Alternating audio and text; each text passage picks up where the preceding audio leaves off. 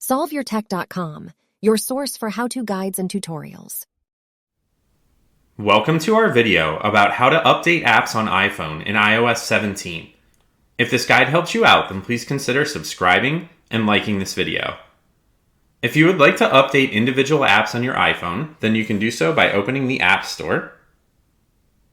You can then tap on your profile icon at the top right corner of the screen, and then you can scroll down to find the upcoming update section, and you can either tap the update button to the right of individual apps to install those updates, or you can tap the update all button if you'd like to install all of the available updates. Now there's also a setting that you can adjust, which is going to allow your iPhone to update all of your apps automatically. You can find this by opening the Settings app. You can then scroll down and choose the App Store option, and then you can tap the button to the right of App Updates in the Automatic Download section, and that's going to cause your iPhone to install new app updates as they become available.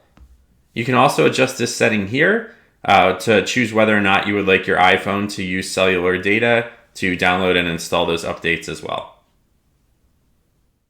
Make sure to like this video and subscribe to our channel to see more tech guides like this one.